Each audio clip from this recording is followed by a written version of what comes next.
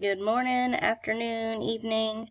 Welcome to the KPREP Proctor training for spring 2019. So, of course, we've got KPREP coming. It's about a week away. We've got a lot to do, so let's look at it. Fair warning, there are apologies to be made. If I could test all 500 11th graders by myself without any help, I absolutely would.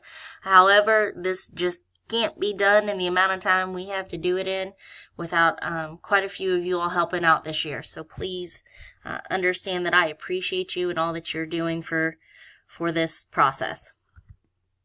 So according to Infinite Campus, teachers with 11th grade homerooms are listed here. Granted, these have changed and will change a little bit between now and the end of this week. There are a few people who have stepped forward and told me that they were interested in proctoring even if they don't have an 11th grade homeroom. So there are a few of you I've already contacted and said that either you're going to be swapping homeroom groups with another teacher, and or that you are just moving to another room. Again, if you are affected by this, if you are being switched in any way, I will have communicated with you via email, and also I will have checked with you in person at some point between last week and the middle of this week. Okay, so our first test is KPREP Science. KDE determined that science is going to happen first, so we have to do the science before we can do the on-demand writing. So on Monday, May 20th, we're going to do KPREP Science, and then for that particular test, there's an altered schedule. If you go to this presentation that I've shared with you via email, you can click on that blue link to see that altered schedule. Also, on your test packets, I have stapled a copy of the altered schedule to the front of your folder for that day, so you have it readily available for you. So there's a Part A and a Part B. Both are 60 minutes. And then you need to have a 5 to 10 minute break between to let the kids stretch their legs, maybe get a drink of water. If they have a snack, feel free to let them eat their snack during that break time. Okay, since this is new, KPREP, KDE has decided that there is not a built-in timer in the TestNav platform. However, the proctor will need to keep time. So there's a few caveats to this. This is not like past test where you keep time, when the timer's out, test is over. So if students need extra time on this test, they can have up to 15 extra minutes for Part A and up to 15 extra minutes on Part B. Also, on the flip side of that, if you have 21 students in your homeroom and they are all finished in 50 minutes on a part, and you ask them, I use the rule of 3. I ask my students 3 times, are you sure you're finished? Yes. Are you sure you're finished? Yes. And then a third and final time, I ask them, speak now or forever hold your peace. Are you sure you're finished with this part? And if everyone says yes, then you can end the time, take the break, and then come in and begin Part B. If you do this, if you change the time at all, please just make note of it on your seating chart. There's a note section on it that I'll show you in a few minutes. Just make a note on there. Part A lasted for this long, started at this time, ended at this time, and then what Part B, when Part B starts, when Part B ends, how long it lasted. That way, if there are ever any questions, it's clearly marked on your seating chart, and it is not an allegation if we do it this way. Okay. KPREP On Demand is going to start on May 22nd, which is Wednesday. We do not have school May 21st, so we're all going to have a day off in between. Again, there's an altered schedule, so you can click to see that. And on Wednesday, May 22nd, I'll have all of the packets together with test tickets, rosters, and altered schedule for May 22nd, all packaged together for you and waiting. So on-demand writing is a little bit different. There's a Part A, Part B. That's the same. However, the times are different. So Part A is 40 minutes, break for 5 to 10 minutes, depending on how much time you have. And then Part B is up to 90 minutes. And again, give or take 10 to 15 minutes. You can give them some extra time. If you have any questions about any of this, as always, let me know. Okay, so before test day, there are some things that have to be done, and the earlier the better on a couple of these. So the first one is the tech prep.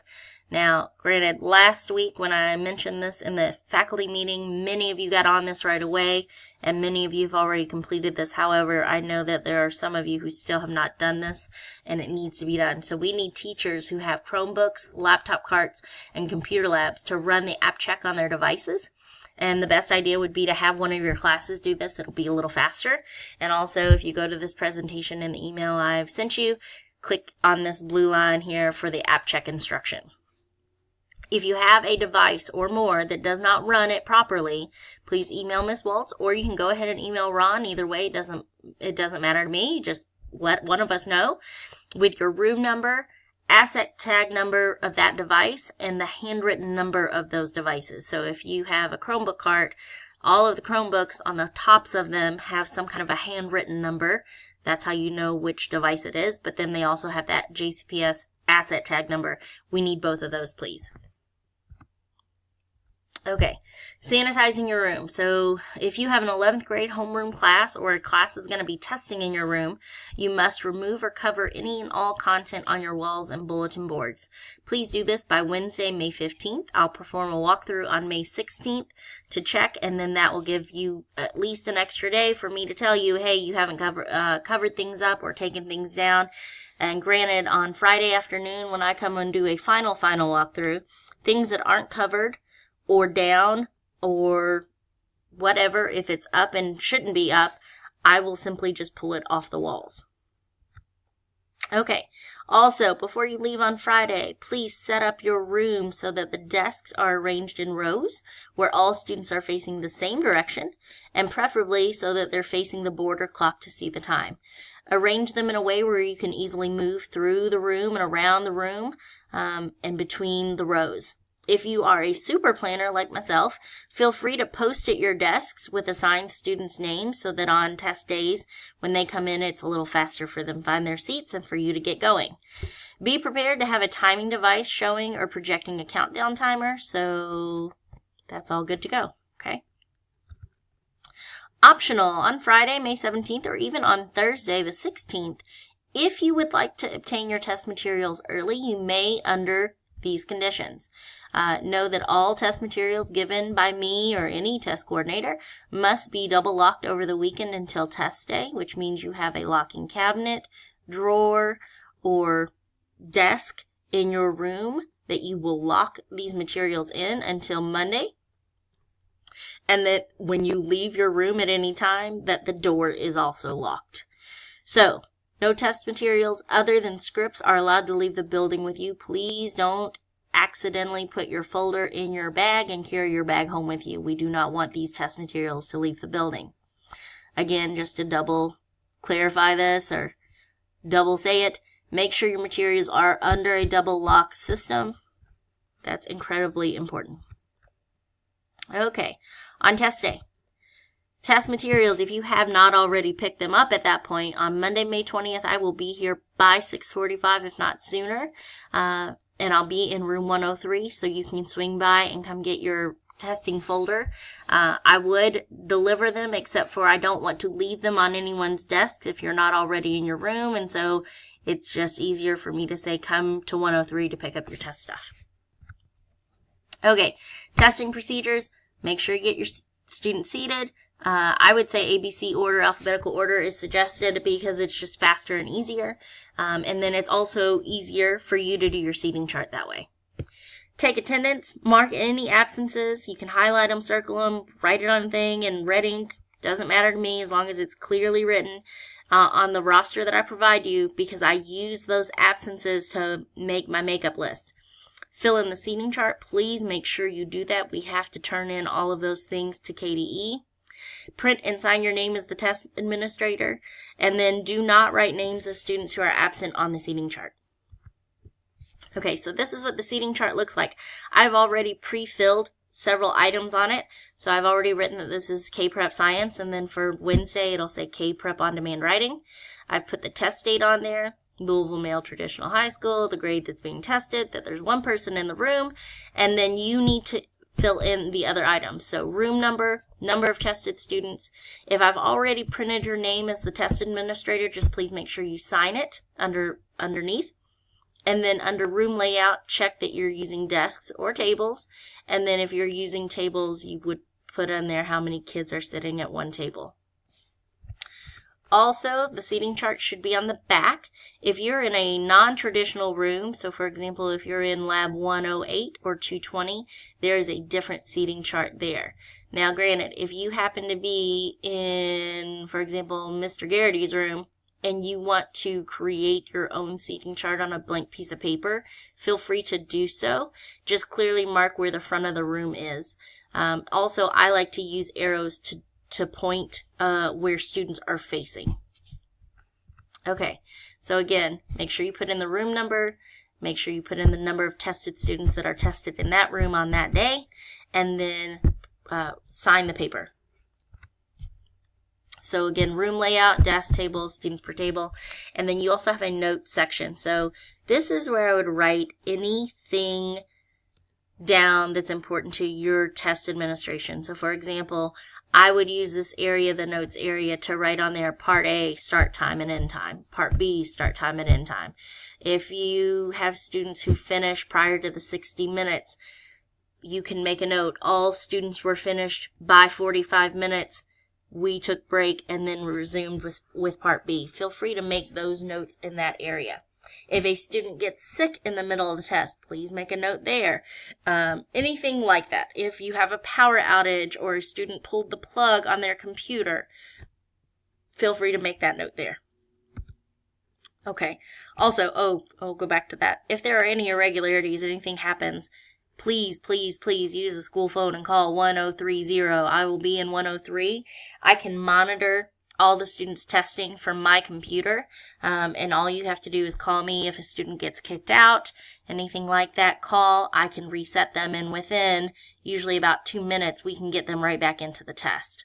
So call 13030 to do that. Please, please, please don't use your cell phones, and also calling the office is fine too, but that's a lag time for your student to get back in the test. Okay, so the timing of the test, like I said, there's 60 and 60 for science, and then 40 and 90 for the on-demand writing.